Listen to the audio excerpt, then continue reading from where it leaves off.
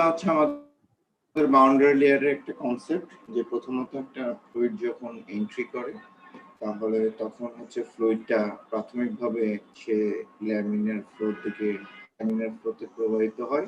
এর পরবর্তীতে সেটা ট্রানজিশন পিরিয়ড দিয়ে যায়, আর পরের দিকে সেটা আবার টার্বুলেন্ট ফ্লো হয়ে যায়। তো যতক্ষণ পর্যন্ত ল্যামিনার ফ্লোর কাছাকাছি থাকবে ততক্ষণ পর্যন্ত এটা আমরা স্মুথ পাইপই বলতে পারবো। যখনই টার্বুলেন্টের মধ্যে চলে আসবে তখন এখানে সারফেস রাফনেসের কথাবার্তাগুলো চলে আসবে।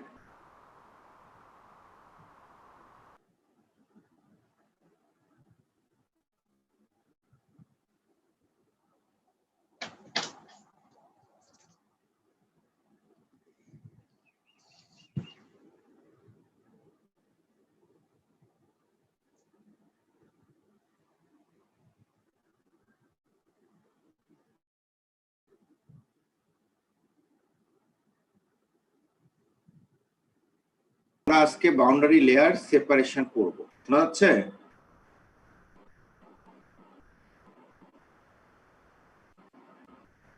হ্যাঁ জি স্যার। হ্যাঁ, ফিগার দেখা যাচ্ছে? আচ্ছা, কেউ একজন বলতে পারবা যে এটা একটা ধরো কার্ভ সারফেস, এটা এ পয়েন্ট এবং বি পয়েন্ট, এ পয়েন্ট এবং বি পয়েন্টের মধ্যে কোনটাতে প্রেসারটা বেশি থাকবে? স্যার এই পয়েন্টে বেশি থাকবে। এ পয়েন্ট। কেন? স্যার এই পয়েন্ট থেকে বি পয়েন্টে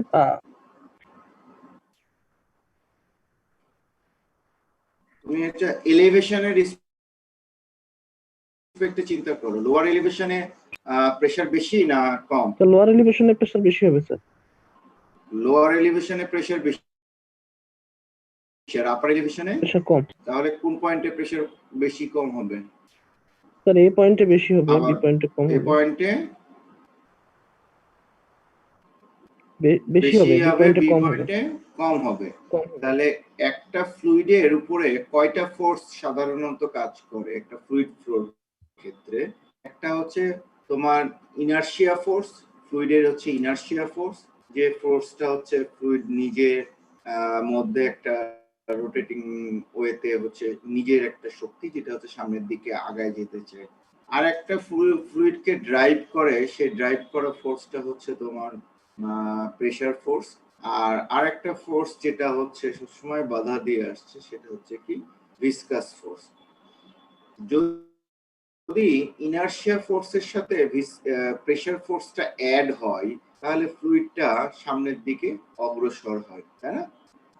তাহলে আমরা বলতেছি এ পয়েন্টের প্রেসার যদি বেশি হয় এবং বি পয়েন্টের প্রেসার যদি কম হয় তাহলে ফ্লুইডটা যখন এ থেকে বি এর দিকে যাবে তাহলে ইনার্শিয়া ফোর্সের সাথে প্রেসার ফোর্সটা অ্যাড হচ্ছে না?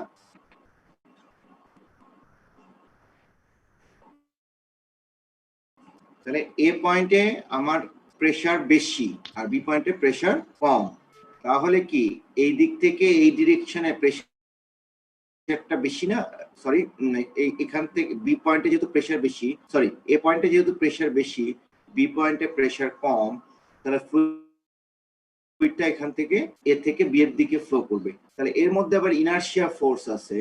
যখন এই কন্ডিশনটা থাকে তখন ইনার্শিয়া ফোর্সের সাথে প্রেসার ফোর্সটা যখন অ্যাড হয় তখন ফ্লুইডটা এ পয়েন্ট থেকে বি পয়েন্টে ট্রাভেল করে এবং যে বাউন্ডারি লেয়ার, সেই ফ্লুইডটা বাউন্ডারি লেয়ারের সাথে অ্যাটাচ অবস্থায় করে। কথাটা বোঝা গেছে নাকি? দেখো স্যার আরেকবার রিপিট করলে ভালো হয়, নেট কানেকশন অতটা স্টেবল না আসতে মনে হচ্ছে। আমি এবার একটু লেখা দিয়ে বুঝাই, তাহলে তোমাদের ফিগারটা সহ আসবে লেখাটা।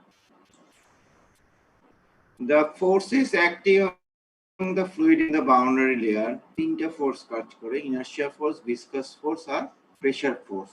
আমরা বলতেছি যে তোমার এখানে আরেকটা ফোর্সও কাজ করে, গ্র্যাভিটি ফোর্স, সেটাকে আমরা এখন এখানে ইগনোর করতেছি। ওকে, when the pressure gradient in the direction of flow is negative, তার মানে আমরা বলতেছি যে যখন প্রেসার গ্রেডিয়েন্টটা এ থেকে বি এর দিকে নেগেটিভ, মানে বি তে কম এ তে বেশি, তার মানে বি এর প্রেসার থেকে এর প্রেসার যদি মাইনাস করো তাহলে নেগেটিভ আসে।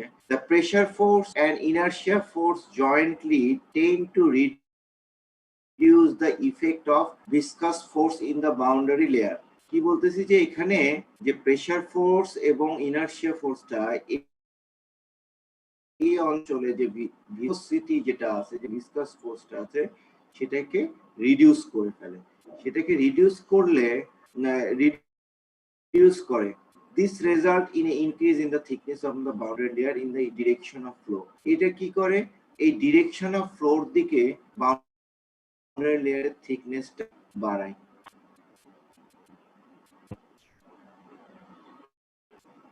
কথা বুঝে গেছে?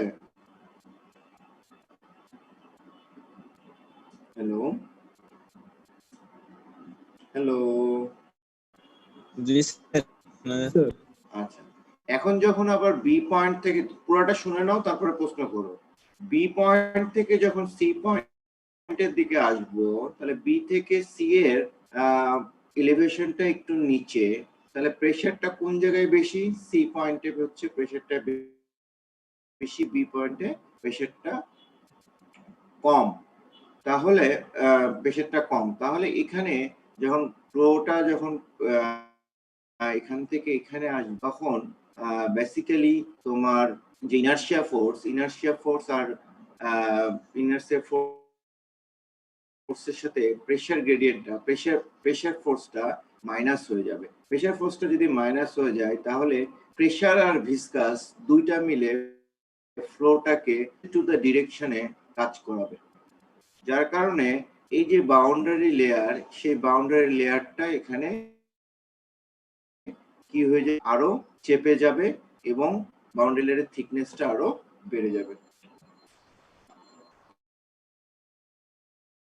এর পরের ঘটনা হচ্ছে সি পয়েন্ট থেকে যখন ডি পয়েন্টে আসবে, তখন সি থেকে ডি এর প্রেসারটা আরো কম।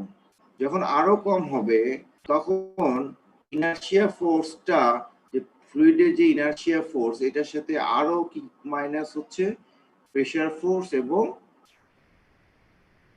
ভিসকাস ফোর্স দুটো যখন মাইনাস হয়, তখন এই পেছনের দিকে, এই নিচের দিকে একটা ব্যাক ফ্লো, একটা টেন্ডেন্সি তৈরি হয়।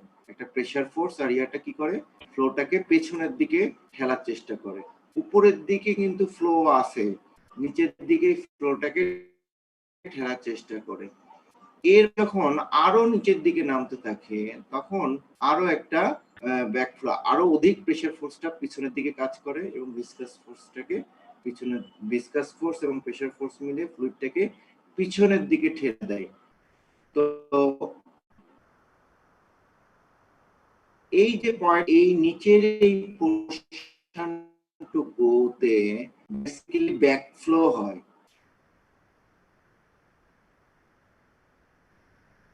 নিচের এই পোরশনটুকুতে বেসিক্যালি, আর উপরের দিকে তোমার হচ্ছে কি ফ্রন্ট ফ্লো হয়।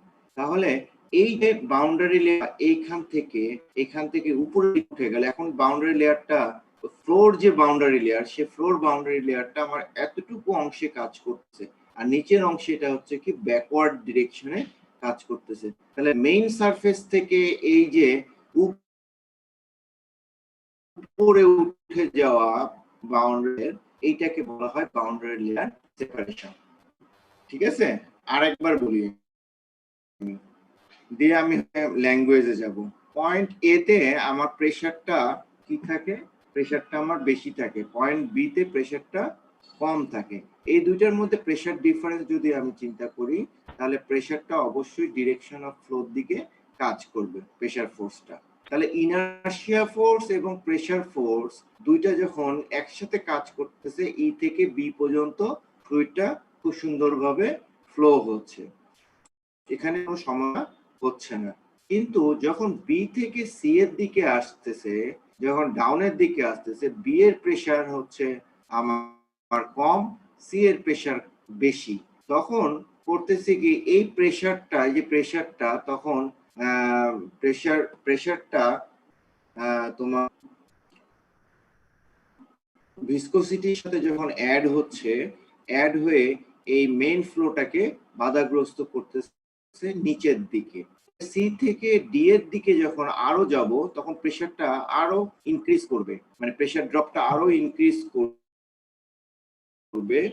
সেই ইনক্রিজ করার জন্য এই যে ব্যাকফ্লো একটা টেন্ডেন্সি তৈরি হবে এবং বাউন্ডারি লেয়ারটা মেইন স্ট্রিমের যে বাউন্ডারি লেয়ারটা সেটা মেইন বাউন্ডারি থেকে উপরের দিকে উঠে যাবে।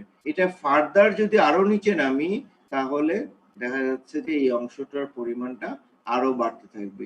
এটা যদি আরো ঢাল বরাবর নিচে নামি তাহলে আরো এই অংশটা বাড়তে থাকবে। তার মানে এখানে একটা ব্যাকফ্লো তৈরি হবে। তাহলে ব্যাকফ্লো যদি তৈরি হয় তাহলে এখানে তোমার ব্যাকফ্লো মানে এখানে একটা ইডিস তৈরি হবে। এই ইডিস যদি তৈরি হয় তাহলে তুমি যদি এই পয়েন্টে একটা নির্দিষ্ট অ্যামাউন্ট ফ্লুইড পেতে চাও তাহলে এর কারণে সেই নির্দিষ্ট অ্যামাউন্ট ফ্লুইডটা এখানে পাবা না। আমি এখানে একটু গ্রাফিক্যালি দেখাই। du by dy y is equal to যখন 0, সরি প্রথমে বলছে যে dp by dx is less than যখন হচ্ছে 0 মানে নেগেটিভ হবে, তখন du by dy y is equal to 0 greater than 0। তার মানে কি যে এই কন্ডিশনে এই পয়েন্টে এইটুকু অংশে কি ঘটবে যে 0 পয়েন্টের y ডিসটেন্সে তোমার কি হবে, ভেলোসিটিটা পরিবর্তনটা অবশ্যই 0 থেকে বেশি হবে। যেখানে পিটা হচ্ছে তোমার সবচেয়ে মিনিমাম, সেখানে কি হবে du by dy y is equal to 0 টা হচ্ছে ভেলোসিটিটা এই বি পয়েন্টে, y is equal to যে 0 সেখানে ভেলোসিটিটা 0 থাকবে। এখন পরবর্তী dp by dx is greater than 0 মানে যদি এটা পজিটিভ হয় dp by dx তাহলে du by dy y is equal to যে যেখানে ভেলোসিটিটা 0 থেকে কি হবে কম হবে। ভেলোসিটিটা 0 থেকে কম হওয়া মানে একটা নেগেটিভ ফ্লো তৈরি হবে। নেগেটিভ ফ্লো মানে opposite to the direction of একটা ফ্লো তৈরি হবে। এই যে ঘটনাটাকেই বলা হয় বাউন্ডারি লেয়ার সেপারেশন। এখন আমি একটু লিটারেচারে পড়ি তাহলে আরেকটু ক্লিয়ার হতে পারে। The force acting on the fluid in the boundary layer are here forces, viscous forces, pressure forces. এখন when the pressure gradient in the direction of flow is negative, the pressure force and inertia force jointly tend to reduce the effect of viscous force in the boundary layer। তাহলে যখন negative হচ্ছে তখন pressure force এবং inertia force jointly কি করতেছে, viscous ফোর্সের ইফেক্টকে reduce করতেছে। This result in a decrease in the thickness of the boundary layer in the direction of flow. Direction of ফ্লোতে বাউন্ডারি লেয়ারের থিকনেসটা তখন কমে। এরপরে বলতেছি when the pressure gradient in the direction of flow যখন হচ্ছে পজিটিভ হয়, the pressure force act opposite to the direction of the flow and further increase the retarding effect of viscous force। যখন এটা পজিটিভ হচ্ছে তখন pressure ফোর্সটা floor opposite ডিরেকশনে কাজ করতেছে এবং এইটা করতেছে ভিসকোসিটির যে ফোর্সটা রিটার্ডিং মানে ভিসকোসিটির বাধা দেওয়ার পরিমাণটাকে আরো বেশি বাড়ায় দিচ্ছে। The thickness of the boundary layer increases rapidly and boundary layer gets separated from the surface and move into the main stream। তাহলে সারফেস থেকে এটা সেপারেট হয়ে যায় এবং মেইন স্ট্রিমের দিকে যেতে থাকে। This is called separation point C. From here the velocity of the flow decreases। তার মানে কি সি পয়েন্ট থেকে ফ্লোটা সেপারেট হওয়ার চেষ্টা করতেছে, এখান থেকেই তোমার ডিক্রিজ হওয়ার চেষ্টা করে। তাহলে further point C the turbulent eddies are formed downstream of the point of the separation। তাহলে যদি পয়েন্ট সি থেকে আমি যখন আরো নিচের দিকে যাব তখন আরো ইডিস তৈরি হবে এবং সেটা সেপারেশনকে প্রমোট করবে। এখানে একটা কন্ডিশন বলতেছি যে du by dy যখন y is equal to 0 is a positive attached flow। যখন এই ঘটনাটা থাকে তখন বাউন্ডারিটা সারফেসের সাথে অ্যাটাচ অবস্থায় থাকে। ডিইউ বাই ডিওয়াই যখন 0 হয়ে যায় তখন হচ্ছে ভার্স টু সেপারেশন। কোন জায়গায় 0 হয়েছে? এই পয়েন্ট হচ্ছে 0 হয়ে গেছে। যখন 0 হয়ে যায় d u by d y is 0, verse to separation মানে সেপারেশনের দিকে যাচ্ছে। আর d u by d y is equal to যখন নেগেটিভ হয় তখন নেগেটিভ ফ্লো হলে এই প্রেসারটা কি হয়ে যাচ্ছে? সেপারেট প্রেসার বলছে যে এই বাউন্ডারি লেয়ারটা তোমার সেপারেট হয়ে যাচ্ছে। এবার তোমরা প্রশ্ন করতে পারো আমাকে।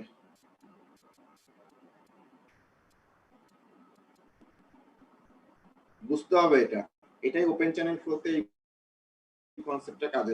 স্যার বি থেকে যখন সিতে যাচ্ছে তখন সি পয়েন্টে প্রেসারটা মানে ইনক্রিজ হচ্ছে কিভাবে, এইটাই একটু মানে কনফিউশন। জাস্ট এলিভেশনের কনসেপ্ট চিন্তা করো, আমাদের উপরের দিকে প্রেসার বেশি থাকে না নিচের দিকে প্রেসার বেশি? উপরের দিকে প্রেসার বেশি বেশি থাকবে। উপরের প্রেসার বেশি থাকে পাহাড় নিচে প্রেসার বেশি থাকে? ও নিচে, তাহলে নিচে height- থাকবে স্যার, হাইটের সাথে। নিচে প্রেসার বেশি থাকে, তার মানে সি পয়েন্টে আমার প্রেসারটা বেশি রাদার দেন বি পয়েন্ট। তাহলে স্যার এলিভেশনটা কম দেখতে পাচ্ছি এতে তো বি এর কম, তুলনায়, এতে কিন্তু এতে প্রেসার বেশি হলো কিভাবে? এতে তো প্রেসার বেশি, এলিভেশন কম হলে তো প্রেসার বেশি বলতেছি। তুমি অ্যাটমসফিয়ারিক প্রেসারের কথা চিন্তা করো, এটা বাস্তব কোনো এক্সাম্পল আছে কি? প্রচুর এক্সাম্পল আছে, তোমরা ইয়াতেই দেখতে পারবা। তোমাদের ফ্লুইড মেকানিক্স ল্যাবে যখন এক্সপেরিমেন্ট করবা তখন এই ঘটনা দেখতে পারবে। আর আরেকটা হচ্ছে তোমাদের আমাদের রিভারে, নদীতে বা সমুদ্রে এরকম ছোট ছোট কার্ভ সারফেস প্রচুর পাওয়া যাবে না? জি স্যার, জি পাওয়া স্যার, যাবে। আমরা এখানে কনসিডার করতে পারি যে যেটার এলিভেশন কম, যে বিন্দুর ওটার উপরে অনেক বেশি ফ্লুইড আছে, তার মানে ওইখানে প্রেসারটা না, বেশি। এটা ফ্লুইড প্রেসার বলতেছি না, এখানে তুমি ইয়া করো যে ফ্লুইড প্রেসার, ওইটা তো তোমার যে একটা ইয়াতে যদি থাকে তাহলে যত ডেপথ হবে তত প্রেসারটা বেশি হবে, তাই না? হ্যাঁ, ওটা স্ট্যাটিক। এটা হচ্ছে তোমার অ্যাটমসফিয়ারিক প্রেসার। ডিইউ বাই ডিওয়াইটা আসলে কি স্যার?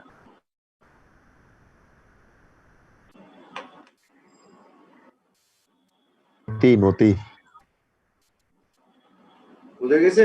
ডিইউ বাই ডিওয়াইটা হচ্ছে ভেলোসিটি গ্রেডিয়েন্ট, ডিইউটা হচ্ছে তোমার সারফেস থেকে ওয়াই মানে উপরের দিকে, সারফেস থেকে যদি তুমি উপরের দিকে যাও তাহলে ভেলোসিটিটা কত হবে। তো ওয়াই ইকুয়াল টু যখন 0 তখন হচ্ছে এখানে du by dy, y is equal to যখন 0 তার মানে কি একদম বাউন্ডারি লেয়ারের সাথে যখন থাকবে ওয়াই ইজ ইকুয়াল টু 0 তখন ডিইউ ভেলোসিটি গ্রেডিয়েন্টটা কত হবে? আচ্ছা, যখন একবারে সারফেসে থাকবে, মানে আমাদের হচ্ছে এই বিন্দুটা সারফেসে থাকে, তাহলে ডিইউ ভাগ ডিওয়াইটা কত হবে? এটা কি এটা দেন 0 বলতেছে, এটা তোমার সারফেসে আচ্ছা, ওই 0 থেকে বড় সময়তে হবে। হ্যাঁ, 0 হ্যাঁ, থেকে বড় হবে। আর ডি বিন্দুতে স্যার 0, আর হচ্ছে ডি বিন্দু আর ই বিন্দুর ক্ষেত্রে মাইনাস হবে। বি বিন্দুর ক্ষেত্রে 0 না, সি বিন্দুর ক্ষেত্রে 0। বি বিন্দু স্যার বি পর্যন্ত তোমার হচ্ছে, তারপর সি তে যখন চলে আসবে তখন একটা 0 হবে, মানে ফার্স্ট 0 দিকে চলে আসবে। মানে সি বিন্দুটা হচ্ছে তোমার পয়েন্ট অফ সেপারেশন, এখান থেকে সেপারেশনটা স্টার্ট হবে। ও আচ্ছা স্যার, এখান থেকে আমরা হচ্ছে বামে গেলে ছিল হচ্ছে পজিটিভ, আর ডানে আসলে নেগেটিভ।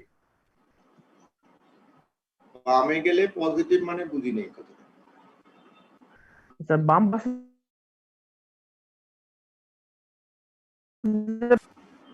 স্যার বাম দিকে গেলে বাম পাশে মানে জি, এ স্যার। আর বি পয়েন্ট। স্যার এ আর বি পয়েন্ট হচ্ছে পজিটিভ, আর ডি আর ই পয়েন্ট হচ্ছে নেগেটিভ, আর সি বিন্দুতে হচ্ছে 0। জি জি জি স্যার। তারপর স্যার নিচের স্যার অংশটা আসলে বুঝিনি sir, dp by dx. Dp by dx মানে কি?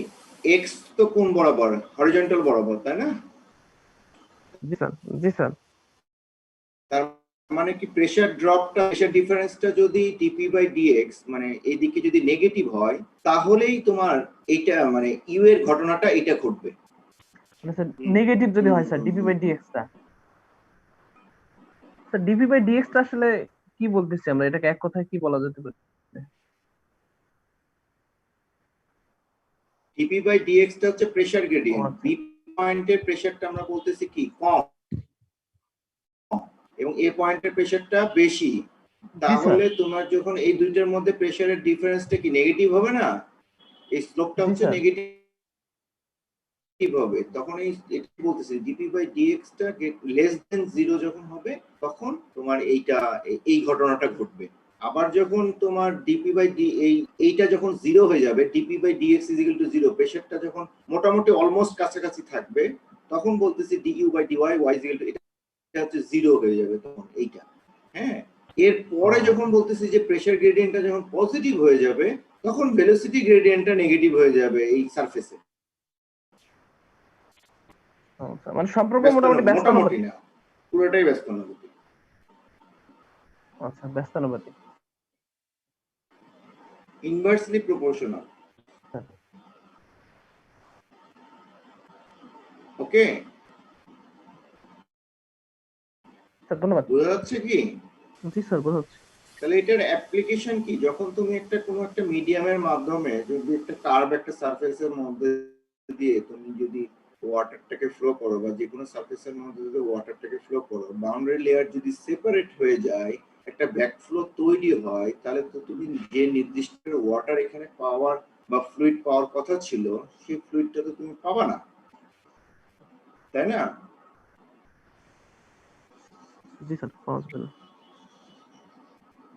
জি, কি যেন বলতে চাচ্ছিল বলো।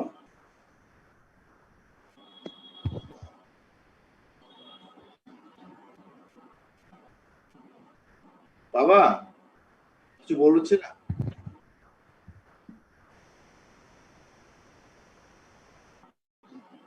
তাহলে প্রবলেম প্রবলেম না, স্যার অবশ্যই স্যার প্রবলেম। এটা অবশ্যই একটা প্রবলেম।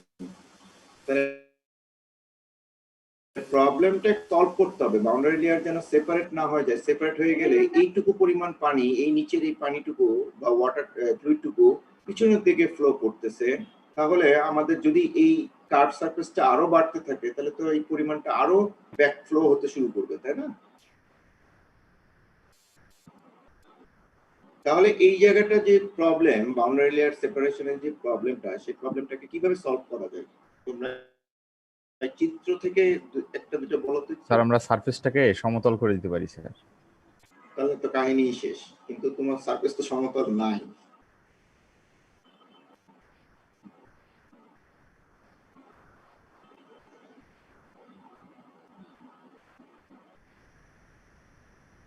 বলো এরপরে।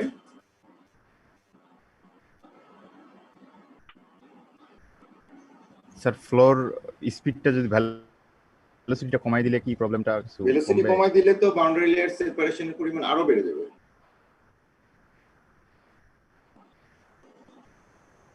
সেপারেশনটা আস্তে আস্তে কমে যাবে, ভেলোসিটি বাড়াইতে হবে। তাহলে তোমাকে তো কন্টিনিউয়াস মানে কনস্ট্যান্ট ভেলোসিটিতে তুমি ফ্লো করতে পারবে না, তাই না? কনস্ট্যান্ট ভেলোসিটি কনস্ট্যান্ট ভেলোসিটিতে ফ্লো করলে এটা হচ্ছে তোমার হয়ে যাবে। তার মানে তোমাকে ভেলোসিটি গ্র্যাজুয়ালি ইনক্রিজ করতেই হবে, তাই না?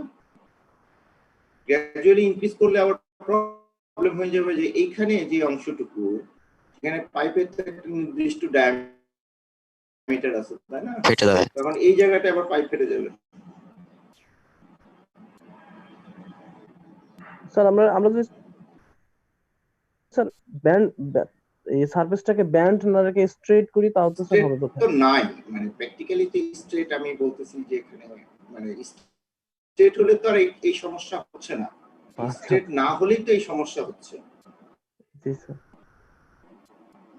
স্যার আমরা যদি পাইপের সামনের দিকে ভ্যাকুয়াম বের করে দেওয়ার মতো কোনো পজিশন তৈরি করতে পারি, তাহলে মনে হয় সম্ভব কিছুটা। দ্যাট ইজ ওয়ান একটা গুড এক্সাম্পল। তার মানে কি, যে আমি যদি এখান থেকে সামহাও একটা ভ্যাকুয়াম বা একটা ইনজেকশন বা কিছু একটা দিয়ে পানিটাকে এই যে ব্যাকফ্লো যতটুকু পানি হচ্ছে এটাকে যদি টেনে বের ফেলার একটা চেষ্টা করতে পারি, তাহলে দেখা যাচ্ছে এই লেয়ারটা আর এত উপরে উঠবে না, এটা নিচেই থাকবে, তাই না?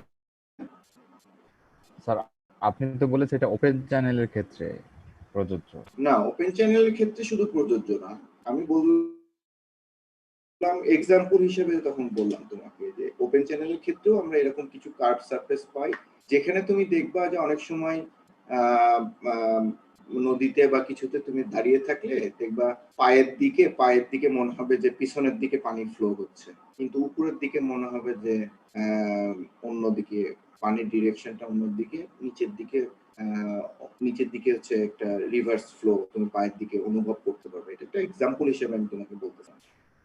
কিন্তু আমি যদি একটা জাস্ট, আমরা তো ওপেন চ্যানেল ফ্লোতে ঢুকি নাই, আমরা এখনো পাইপের মধ্যেই আছি আর কি। হ্যাঁ, ওপেন চ্যানেল ফ্লোতে আমরা নেক্সট ইয়ারে ঢুকবো। আমি বলতেছি এই কনসেপ্টটা তোমাদের কাজে লাগবে আর কি নেক্সট ইয়ারে। ওকে, জি স্যার। তাহলে ও একটা বললো যে আমরা যদি এখান থেকে একটা ভ্যাকুয়াম তৈরি করতে পারি, একটা যদি হোল তৈরি করতে পারি, তাহলে আমি এখান থেকে পানিটাকে যদি বের করে নিতে পারি, অল্প অল্প করে পানি যদি বের করে নিতে পারি, তাহলে এই সেপারেশনের পরিমাণটা কমে আসবে, তাহলে এখানে আমার লসের পরিমাণটাও কমে আসবে, তাই না? আরেকটা কি হতে পারে বলতো?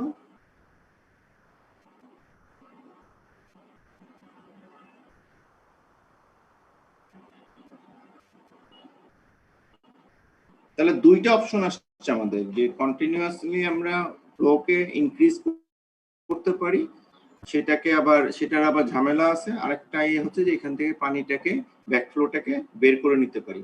আর স্যার প্রেসার গ্রেডিয়েন্টের মান যদি আমরা রিডিউস করতে পারি, কমাইতে পারি, তাহলে আমাদের সেপারেশন লাইনটা নিচের দিকে চলে আসবে। কিভাবে প্রেসার গ্রেডিয়েন্টটাকে রিডিউস করব? এটা তো ধরো যে তোমার এই কার্ভ সারফেসটা এটা ফিক্সড, এইভাবেই তোমাকে ফ্লোটা করাইতে হবে। তাহলে তুমি একটা বলা যে প্রেসার, আমি এখান থেকে ফ্লো গুলোকে একটু বের করে নিলাম। আর একটা যদি আমি সি পয়েন্টের এরকম একটা জায়গা থেকে এক্সট্রা ফ্লুইড যদি অ্যাড করি in the direction of the flow, তাহলে এক্সট্রা ফ্লুইড যদি আমি অ্যাড করি, তাহলে এই সেপারেশনটা নিচে নেমে আসবে। তাহলে এই যে ব্যাকফ্লো যেটা হচ্ছে, সেই ব্যাকফ্লোর জায়গাটাতে আমি এই জায়গাটা যদি ইনজেক্ট করি, একটা এক্সট্রা ফ্লুইড যদি আমি ইনজেক্ট করি, তাহলে হচ্ছে আমার কি এই ব্যাকফ্লোটাকে সে ব্যাকফ্লোর টেন্ডেন্সি সেটাকে সে ভেঙে দিবে, ভেঙে দিয়ে সে হচ্ছে ফ্লোটাকে কন্টিনিউয়াস করাবে, তাই না? আরেকটা করতে পারি কি, এই জায়গাটা একটা rotating in the direction of flow, একটা রোটেটিং সাবস্টেন্স আমি রোটেট করাইতে পারি। রোটেট করালে এই যে ব্যাকফ্লোর এখানে টেন্ডেন্সিটা হবে, রোটেটিং সারফেসটা এটাকে আবার রোটেট করিয়ে আবার ডিরেকশন অফ ফ্লোর দিকে প্রবাহিত করবে। ক্লকওয়াইজে আমরা একটা পাখা লাগাই দিতে পারি। অ্যান্টি ক্লকওয়াইজ না অ্যান্টি ক্লকওয়াইজ স্যার, এটা তো ক্লকওয়াইজে ঘুরতেছে। এটা ক্লকওয়াইজে ঘুরছে।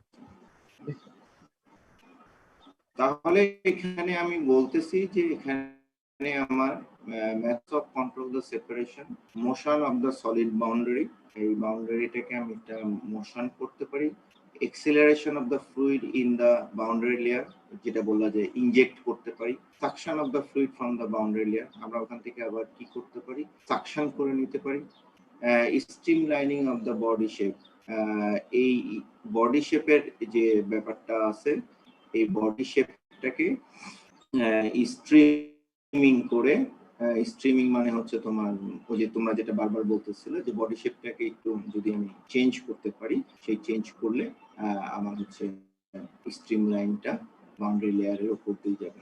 এই চারটা মেথডেরই ছবি তোমাদের বইয়ে সুন্দরভাবে ছবি দিয়ে দেওয়া আছে। হ্যাঁ, ছবি দিয়ে দেওয়া আছে, চারটা মেথডের ছবিটাই তোমাদেরকে এইভাবে হালকা বর্ণনা করতে হবে। তাহলে boundary layer separation and its control methods, এটা লিখতে পারবা?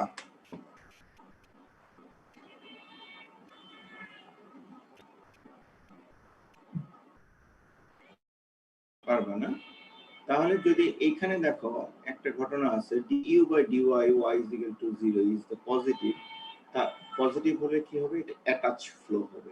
যখন হচ্ছে du by dy y is equal to 0, এটা যখন 0 হবে, ভার্স অফ সেপারেশন হবে, মানে সেপারেশন হয় du by dy, হ্যাঁ মানে তারপর এটা যদি নেগেটিভ হয় তাহলে হচ্ছে ফ্লোটা সেপারেট হয়ে যাবে। তোমার যদি কোনো একটা ভেলোসিটি, কোন একটা জায়গাকার ভেলোসিটি প্রোফাইলের ইউ এর ইকুয়েশনটা দিয়ে দেওয়া হয়, তাহলে সেই ইউ এর ইকুয়েশন থেকে তুমি বলতে পারবা না যে এটা এই মানে বিভিন্ন জায়গায়, এই জায়গায় যদি ইউ এর ইকুয়েশন, এখানকার ইউ এর ইকুয়েশন, এখানকার ইউ এর ইকুয়েশন, এখানকার ইউ এর ইকুয়েশন, যদি ইকুয়েশন দিয়ে দেওয়া হয় তাহলে তুমি বলতে পারবা না যে ফ্লোটা সেপারেট না ফ্লোটা অ্যাটাচ না ফ্লোটা ভার্স টু সেপারেশন, এই কথাটা কি বলতে পারবা? জি স্যার, বলা যাবে। কি করে ইকুয়েশনটা থাকবে সেটাকে ডিফারেনশিয়েট করতে হবে, কার রেসপেক্টে ডিফারেনশিয়েট করতে হবে, ওয়াই রেসপেক্টে ডিফারেনশিয়েট করলে যদি পজিটিভ আসে তাহলে বলবো অ্যাটাচ ফ্লো, যদি নেগেটিভ আসে তাহলে বলবো সেপারেশন ফ্লো, আর যদি জিরো হয়ে যায় তাহলে বলবো যে এটা ভার্স অফ সেপারেশন। ওকে,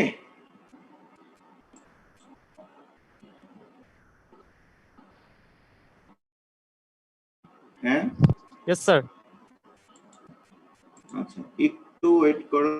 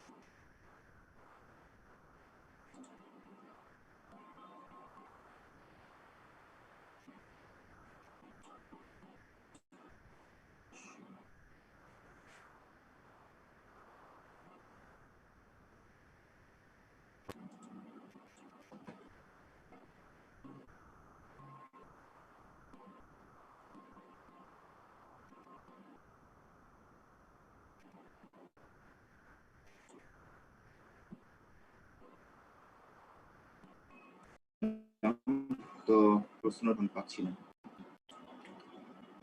তাহলে বাউন্ডারি লেয়ার সেপারেশন এই জিনিসটা আমি আপাতত শেষ করতেছি। এখন নতুন টপিকে না, মানে আরেকটা টপিকে যারা একটা কতদিন পড়াইছিলেন তাই না? আচ্ছা, এখন আমরা বলতেছি এখানে রেজিস্ট্যান্স আছে, সেই রেজিস্ট্যান্সটাকে আমাদের হচ্ছে এফ এর যে ভ্যালু, ফ্লুইড ফ্রিকশনের যে ভ্যালু, প্রত্যেকটা ক্ষেত্রেই ফ্রিকশনের ভ্যালুটা ডিটারমাইন করাটা হচ্ছে আমাদের একটা কাজ। একটা স্মুথ পাইপ এবং রাফ পাইপের ক্ষেত্রে আমরা এটা করে থাকি। তো resistance to the flow in the smooth and rough, আমরা head loss HF is equal to 4FL V square by 2 GD, এটা তো তোমার আমরা কমনলি একটা ইকুয়েশন ডিরাইভ করছি ডার্সিস ইকুয়েশন থেকে। এছাড়া আমরা ফর ল্যামিনার ফ্লো ক্ষেত্রে আমরা F is equal to 16 by RE, এটাও আমরা ডিরাইভ করছি। তাহলে যদি আমাদের রেনল্ড নাম্বার জানা থাকে তাহলে আমি ফ্রিকশনাল কোএফিসিয়েন্টের মানটা জানতে পারবো। যদি আমার হেড লসের পরিমাণটা জানা থাকে ভেলোসিটি ডি, জি এবং এল এর পরিমাণটা জানা থাকে, তাও আমি সরাসরি এফ এর মানটা জানতে পারবো। আমরা আরেকটা ইকুয়েশন এখানে দেখছি, F is equal to phi rho V D by K by D. এটা হচ্ছে তোমার আমার রিলেটিভলি রাফ যে পাইপ এবং টার্বুলেন্ট ফ্লোর ক্ষেত্রে এটা আমরা বাউন্ডারি ডাইমেনশনাল অ্যানালাইসিস থেকে এই ইকুয়েশনটা আমরা পাই। এই ইকুয়েশনের উপরে বেসড করে এফ এর ভ্যালুটা আমরা নির্ণয় করতে পারি।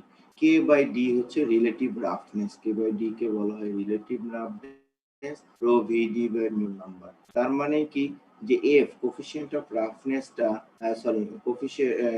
কোফিশিয়েন্ট অফ রেজিস্ট্যান্সটা রিলেটিভ রাফনেস এর উপরে নির্ভরশীল, আর একটা হচ্ছে রেনল্ড নাম্বারের উপরে নির্ভরশীল। এই এফ কে এই ইকুয়েশন থেকে আমরা এক্সপেরিমেন্টে গ্রাফ প্লট করে আমরা হচ্ছে বের করতে পারি এফ এর ভ্যালুটা, আর এফ এর ভ্যালুটা হচ্ছে আমরা বের করতে পারি, অথবা F can be found from the Moody diagram. Moody নামের একজন ভদ্রলোক এই সব কিছুর উপরে বেস করে একটা ডায়াগ্রাম দিয়েছে, সেখান থেকে আমি এফ এর ভ্যালুটা বের করতে পারি।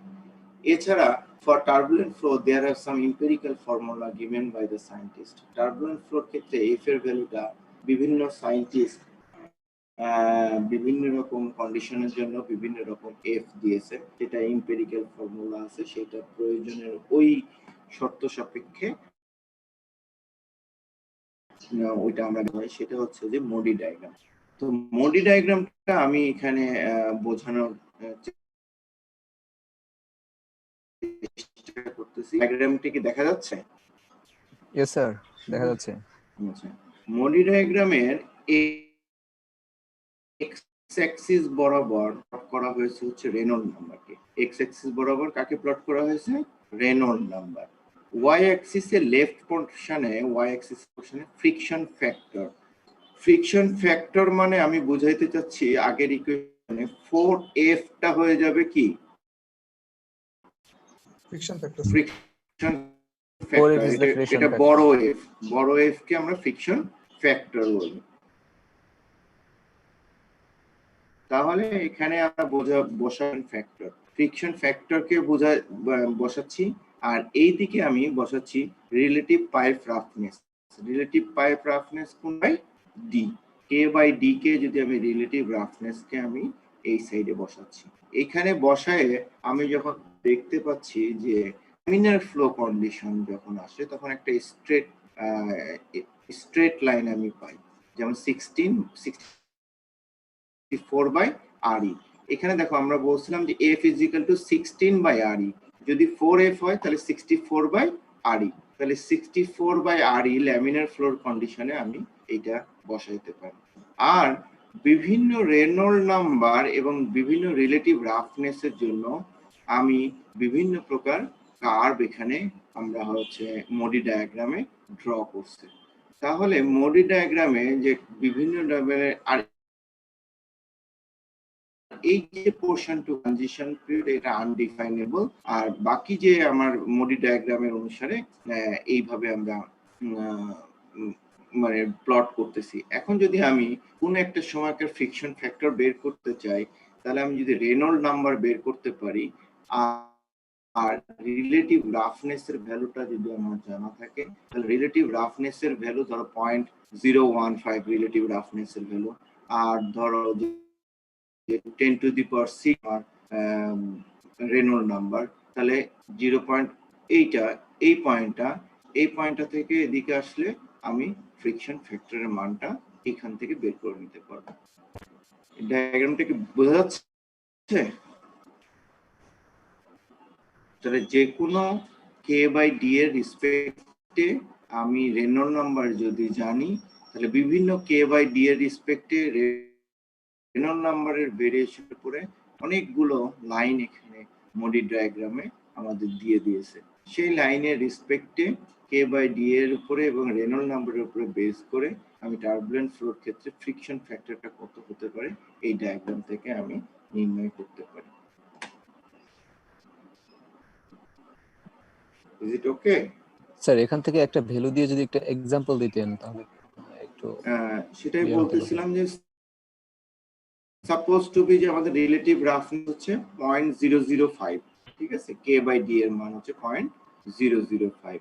আর ধরো রেনল্ড নাম্বারটা হচ্ছে আমাদের 10⁵, তাহলে 10⁵ 0.005 এর তুমি আসো এই পর্যন্ত, তাহলে 10⁵ এর এই পয়েন্টটা, তাহলে এই পয়েন্টটাতে আমার ফ্রিকশন ফ্যাক্টরটা কত, এই বরাবর চলে আসো 0.03। স্যার তাহলে তো স্যার এখানে রিনল্ড নাম্বারের দরকারই হচ্ছে না। কেন দরকার হচ্ছে না? স্যার যদি ওই রিলেটিভ রাফনেস ওই লাইনটা বরাবরই চলে যাচ্ছে তাহলে তো ওইটা দেখে আমরা বলতে পারি এই লাইনটা কি স্ট্রেট? রিলেটিভ রাফনেস এর লাইনটা তো স্ট্রেট না, এটা তো একটা কার্ভ। তোমার যদি নাম্বারটা 10⁻4 হয়, তাহলে তোমার কোথায় চলে আসতেছে? এই 0.005 এরটা 10⁻4 ও আচ্ছা এইখানে চলে জি আসছে, স্যার, জি স্যার, তখন তো এটা বুঝতে পারছি। 0.04 এর কাছাকাছি হয়ে যাবে। জি স্যার, বুঝতে পারছি। এটা স্ট্রেট লাইন না, এটা হচ্ছে কার্ভ। হ্যাঁ, একদম শেষের দিকে এসে রেনল্ড নাম্বার যদি খুবই বেড়ে যায়, তখন এই কার্ভটা আর কার্ভ থাকে না, এটা কি হয়ে যায়, একটা ফ্ল্যাট লাইন। স্যার এই ডায়াগ্রামটা কি আমাদের প্রোভাইড করা হবে যদি এক্সামে আসে বা কখনো? এক্সামে আসলে তো অবশ্যই প্রোভাইড করা হবে, বা তোমার ফিকশন স্যার ফ্যাক্টর। আর এই যে লেমিনের অংশটুকু এখান থেকে স্যার কিভাবে বের করব? ল্যামিনের অংশে তো আর রিলেটিভ রাফনেস এর কোনো নাই, 16/RE দিয়ে তুমি বের করে ফেলতে পারো, এটা একটা স্ট্রেট লাইন। এখানে তো ল্যামিনার ক্ষেত্রে তো রিলেটিভ রাফনেস এর কোনো প্রয়োজনীয়তা নাই, এই জন্য এখানে একটাই লাইন।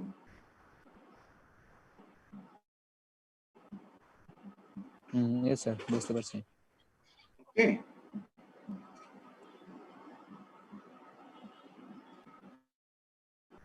ঠিক আছে না? স্যার ডায়াগ্রামটা কি আমাদের শুধু ফ্রিকশন ফ্যাক্টর বের করার জন্য ব্যবহার করব স্যার?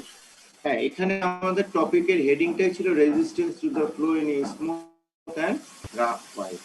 স্মুথ এবং রাফ পাইপে আমরা কিভাবে বের করতে পারি। তো আমরা একটা বের করছি হেড লস দিয়ে, এর ভ্যালু বের করতে পারি। ল্যামিনার ফ্লোর ক্ষেত্রে F/16/RE দিয়ে বের করতে পারি। আরেকটা আমরা ডাইমেনশনাল অ্যানালাইসিসের ক্ষেত্রে দেখছি, বের করে দেখছি যে K/D একটা ফ্যাক্টর। সেখান থেকে আমরা একটা এক্সপেরিমেন্ট চালিয়ে এই গ্রাফটা মুডি সাহেব প্লট করে দিয়েছেন, এবং প্লট করে দিলে আমরা ফ্রিকশন ফ্যাক্টরটা এখান থেকে আমরা বের করতে পারি। এছাড়াও টার্বুলেন্ট ফ্লোর ক্ষেত্রে আদার্স কিছু এমপিরিক্যাল ফর্মুলা আছে, বিভিন্ন সায়েন্টিস্ট এটা দিয়েছে, সেগুলো আমরা এমপিরিক্যাল ফর্মুলা গুলো ওই কন্ডিশনের জন্য ব্যবহার করতে পারি।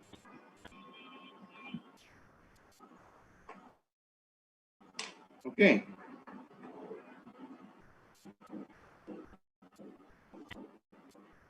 তোমাদের যদি প্রশ্ন আসে যে how can you determine the friction factor or describe the determination process or determination methods of friction factor, can you explain?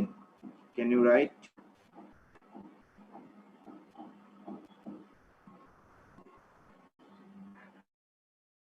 Sir এই ডায়াগ্রামের ব্যাপারটা আমরা ডিসক্রাইব করতে পারবো, আর ওই যে দুইটা ফর্মুলা। জি স্যার, করা যাবে। আর এমপিরিক্যাল ফর্মুলা গুলো তো তুমি বলতেই পারবা না, সংক্ষেপে বিভিন্ন কন্ডিশনের জন্য এমপিরিক্যাল ফর্মুলাটা দিয়ে মানে বিভিন্ন কন্ডিশনের জন্য বিভিন্ন সায়েন্টিস্ট বিভিন্ন এমপিরিক্যাল ফর্মুলা দিয়েছে এফ এর ভ্যালুর জন্য। জি স্যার, আর ওই স্যার হেড লসের ওই ফর্মুলাটা আর ওই যে রিনল্ড নাম্বার ওই ফর্মুলা, এই দুইটা তো ল্যামিনার ফ্লোর ক্ষেত্রে চলে গেল, তাই না? জি স্যার।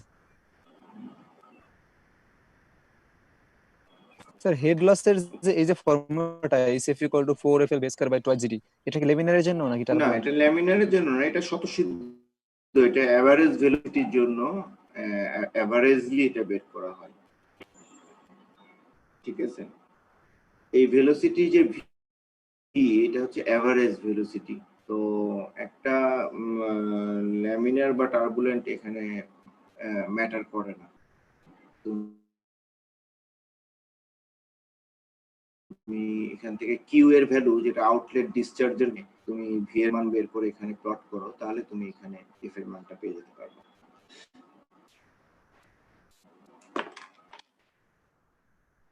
ঠিক আছে?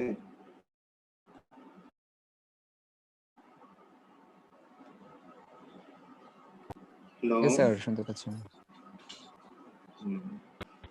আচ্ছা, আমি তোমাদেরকে কন্টেন্ট গুলো খুবই স্পেসিফাই ওয়েতে যতটুকু পারছি শর্ট ওয়েতে আমি আগায় যাওয়ার চেষ্টা করছি। তো আমাদের ল্যামিনার টার্বুলেন্ট ফ্লো এবং বাউন্ডারি লেয়ারের মোটামুটি কন্টেন্ট এইটাই ছিল আর কি। হ্যাঁ, এছাড়া আমরা এর পরের চ্যাপ্টারটা আমরা শুরু করে দেব। শুরু করে দেওয়ার পরে আমরা যে পরবর্তীতে টাইম গুলো পাবো তখন আমরা ম্যাথমেটিক্যাল সলিউশন গুলো নিয়ে বিভিন্ন ক্লাস করব। ঠিক আছে ইয়েস স্যার। স্যার তাহলে আমরা নতুন তো টপিকসটা স্যার নেক্সট ক্লাস থেকে শুরু করি। নতুন টপিক আমরা নেক্সট ক্লাসে শুরু করতে পারি।